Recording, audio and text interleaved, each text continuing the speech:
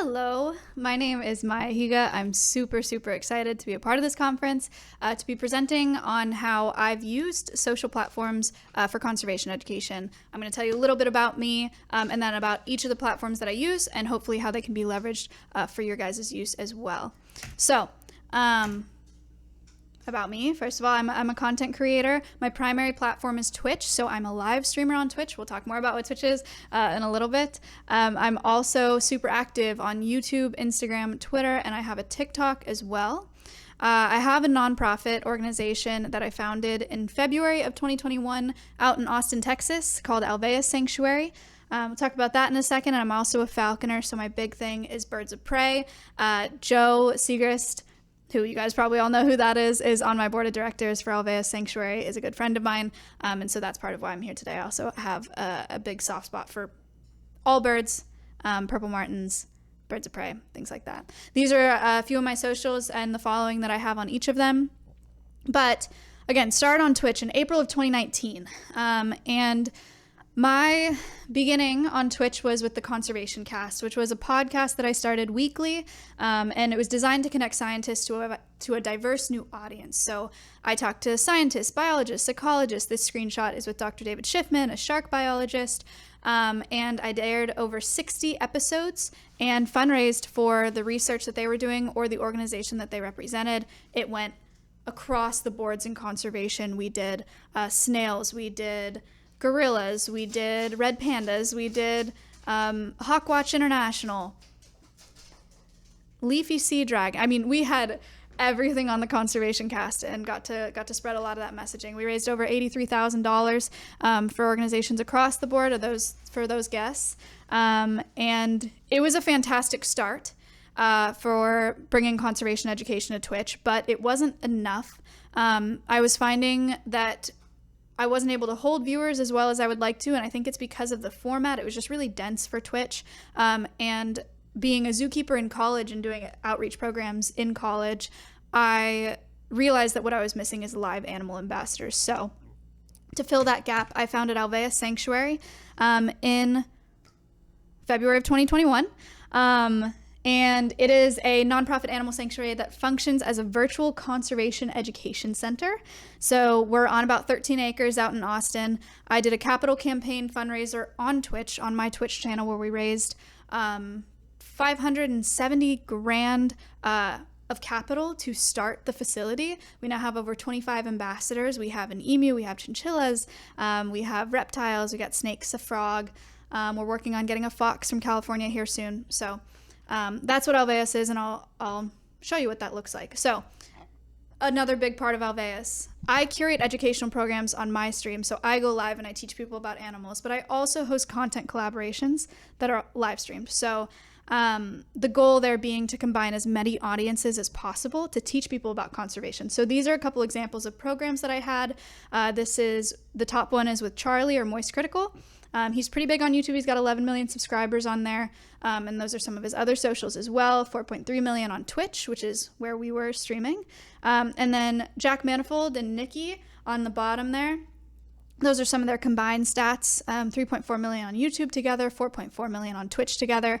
So they came and I got access to their audiences as well, which was really special, really important for Alveus. And we got to spread a lot more conservation messaging that way. So it kind of runs like a TV show or like the Late Late Show, where they introduce celebrities to animals. That's the idea. So what is Twitch? Why Twitch? Twitch is like YouTube, but live streaming. So 140 million active users, 1.5 billion hours watched per month. People spend an average of 95 minutes a day on Twitch, which is more than any of the platforms I'm going to talk about today. These photos are examples of how I've used Twitch with conservation education. So that top photo, a more produced series that I have on my channel, it's called Animal Quest. This is me with two of our macaws at the facility. And I talked about the pet trade. I talked about palm oil with them. I talked about just the exploitation of exotics in general. So I did a whole presentation similar to what I'm doing now about these birds on my stream. So that's Animal Quest. Another example, that bottom picture, Connor, our operations manager at Alveus, is currently running a subathon, which is he's staying live as long as people continue to sub and donate to the organization. So he's raised about 15 grand in the past 4 or 5 days streaming, and that upper left number on the top shows that he has 7 days to go, because every time someone subscribes to the channel, it adds more time. So he's doing a marathon of live streaming to fundraise for Alveus. Twitch is a really unique platform. This presentation, I'm just going to go through all the socials and talk about why some of them are good and their strengths and weaknesses. Twitch is a fantastic place for fundraising because you get that live interaction. You can thank people as they're donating. You can talk to a live chat, but it's also probably the least accessible platform to join if you don't understand Twitch already, or you don't have somebody that understands Twitch, because there's a lot of software that you need. You need broadcasting software to be able to go live. You need moderators, because there is a live chat on Twitch you can see in that bottom screenshot. And there's just a lot, there's a lot to Twitch and a lot to understand. It's definitely a platform that you have to commit to use it correctly. Purple Martin Conservation Association has a fantastic example, actually, of using Twitch in a passive way. They have live cams. So they broadcast on Twitch, and people can follow those live cams. They can donate live. They can chat in that live chat, and it's a great way to have some passive education run. So that's Twitch. That's where I am mostly. Instagram. Everybody knows Instagram, far more accessible platform. Photo and video sharing, 1.39 billion monthly active users, mostly use it on mobile. I think Instagram is a fantastic platform. Definitely one of the ones I would recommend the most, because there's so much content sharing that you can do, and it's really, really easy to use. It's really user friendly. So I have a couple screenshots of Alveus's Instagram page. We do a lot of education on there. We do promotional on there. We do marketing on there. All the pictures that you see with text, those graphics, are advertising events that we have on my channel on Twitch for Alveus. And then that screenshot to the right with me and the snake, I started doing Instagram Reels recently, just little 1-minute educational shorts about each of our ambassadors. I average between 20 and 40,000 likes a post, but this reel got over 200,000 views. So if your goal is to spread messaging to as many people as possible, Instagram Reels are a really, really good way to go. And Instagram is a very popular platform, obviously. Another very popular platform, Twitter. Twitter is a little bit harder to use. Even when I got Twitter, it was a little hard for me to understand. But 450 million monthly active users, far less than Instagram, but still significant. 80% mobile, 20% desktop. Again, that stat doesn't matter all that much. What does matter about Twitter is a lot of people use it for news. A lot of people go on Twitter to learn and to get content like that. So it's a good platform for sharing more text. Here are a couple examples.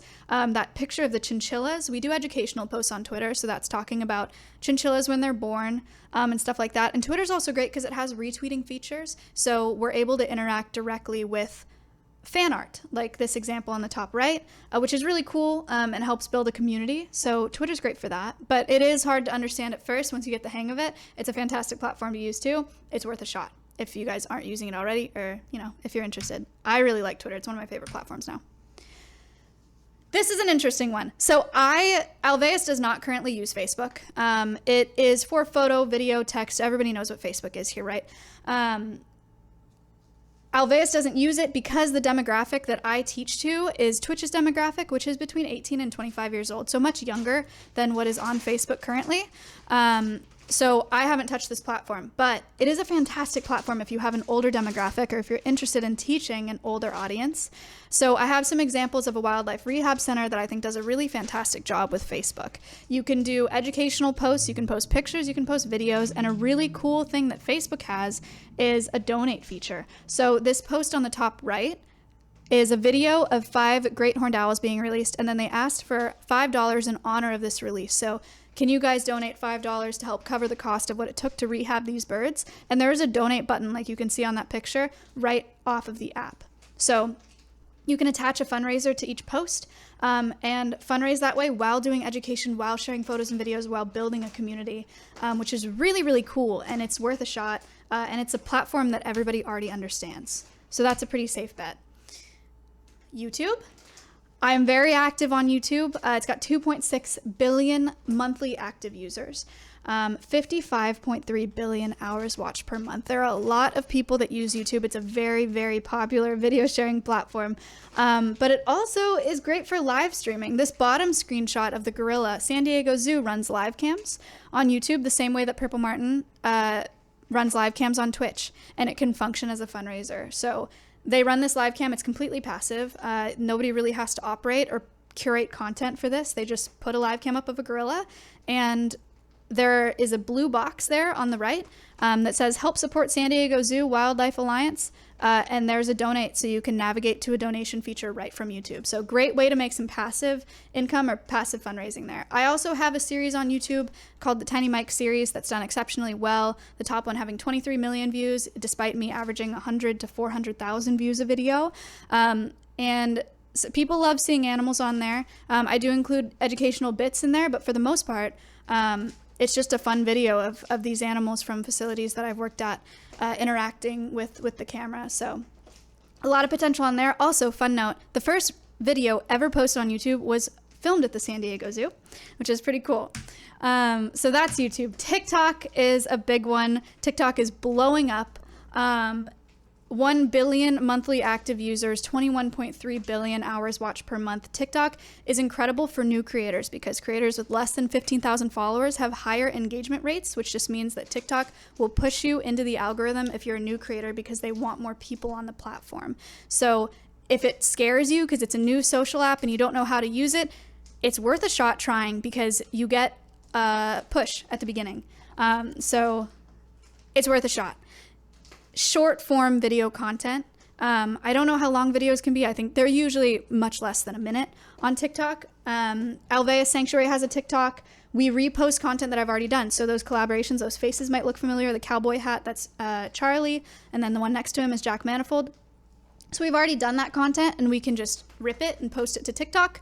San Diego Zoo has a really successful TikTok page as well. One of my favorite things about this platform is that it is fantastic for education. It is not good for building a community. Do I think that people are going to watch your videos on TikTok and then navigate to your website and donate or follow you on Instagram because of your TikToks? No. TikTok is a really fast moving app. People want to see videos, they want to watch them fast, and they want to keep swiping. But if your goal is education and reaching as many people as possible and getting those numbers, TikTok is actually probably my best recommendation next to Instagram for getting short educational messages out there to lots of people at once. But again, not fantastic for fundraising, still exceptional platform. So that's TikTok.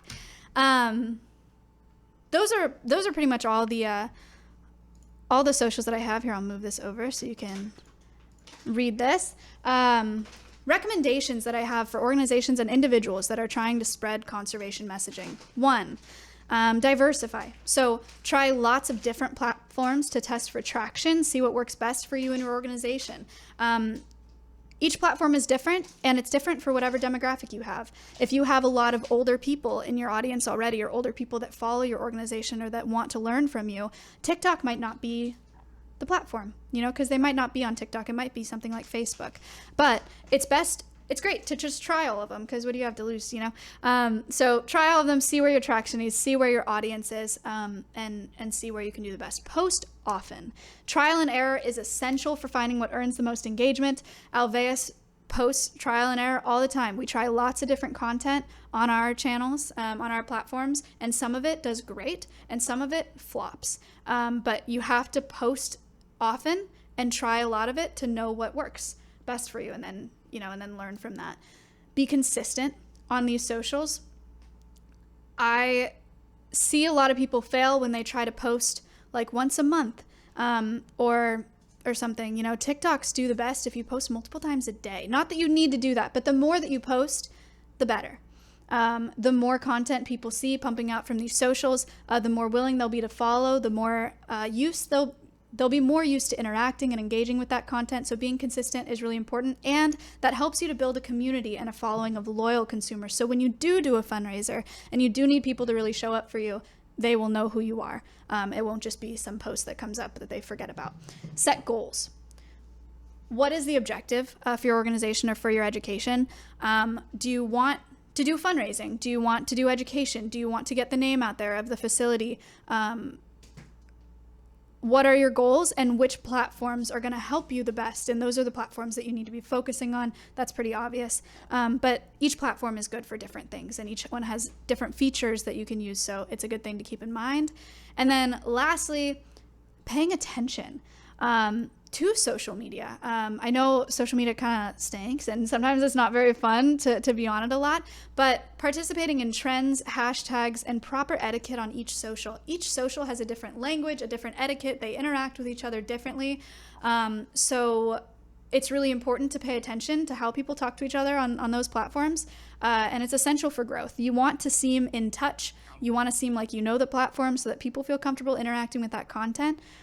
So being involved on those socials and knowing how it works is also really, really important. And that's pretty much all I have for today. I know I kind of blew through all those really fast, but we're going to do a Q&A here, so I'm super excited to answer more questions about each of these platforms and how they can be used. It really is the day and age of social media. Conservation education is traditionally in zoos, and it's going to classrooms and stuff like that, but there are so many people from so many places to reach online, and it's something that everybody needs to tap into. And I would love to see more conservation educators really, really utilize these platforms. We can see it. It's happening now, but there's potential in it for everybody. So I hope you guys are able to take advantage of that, and I'm excited to answer your questions. Thank you so much for having me. Thank you so much for listening. See you in a bit. Well, thank you so much, Maya, for being here. I included Maya in today's talks because I can think of nobody else that's doing a better job reaching a younger audience with conservation. She is doing such a wonderful job in utilizing social media and all the different methods to make a difference. So kudos to Maya for that. One thing that I wanted you to mention, but you didn't, Maya, was that you mentioned that you raised $500,000 in capital on a fundraising stream. What was the time frame that you raised that money in? That was a 21-hour-long live stream. So less than 24 hours, $500,000 raised. That is an example of the possibilities out there for not only conservation outreach, but conservation fundraising. So I think that's really fascinating to think about. A couple of questions here in chat. In your experience, what is the tolerance of the public in each of these platforms for more in-depth content about the science behind the scenes? So which one's the best one to get a little more nerdy in, and which one's not? Yeah. So I think the best for more in-depth content is probably something like YouTube. If somebody's opening YouTube, they're going to sit down to watch a video. So they may be more willing to take in some of that information. Same thing with live streaming, because you have more time to talk. Something like TikTok, super short form content. Twitter and Instagram have word limits or character limits on their posts. So there's only so much you can write about in those posts. So probably YouTube or a live streaming platform for that. Also, I got a DM asking about the format of this presentation. It was Prezi. That's right. Yeah, you had cool like zooming in and out. Yeah, right? I use Prezi all the time. It's another like new software platform, relatively new, versus those of us who are stuck in PowerPoint, to add a little more vibrancy and some new things to your presentation. Yeah, it's great. It's really easy to use. A question from Jason: do you think there's a recipe for what makes for impactful conservation education videos? I do. Yeah. Well, for me, the most powerful thing I've found is having animal ambassadors. So the reason that I founded my nonprofit is to have live animals that people can make a connection with for those education programs, so that they can care more about their wild counterparts. When I was doing the podcast itself, we would talk about these species and people would listen, but they didn't really have a connection to it. It wasn't until I had my own animals And when I talked about wild emus, we have an emu named Stompy that they all have fallen in love with, right? It's one thing to talk about wild emus. It's another thing to say, it's like just like Stompy, you know, and they care a lot more. So those live animals have been huge for me. And then another big thing for me is sharing more than just research and more than just dense stuff, dense education. I think it's helped a lot that viewers see a lot of parts of my life. And it feels like the difference between reading something on a billboard, you know, that you might not connect with, and hearing a friend talk about something that they're really excited about, really passionate about. So that's helped me a lot too. Yeah, folks really get a window into your world more so than you just preaching to them about this animal needs your help because of this.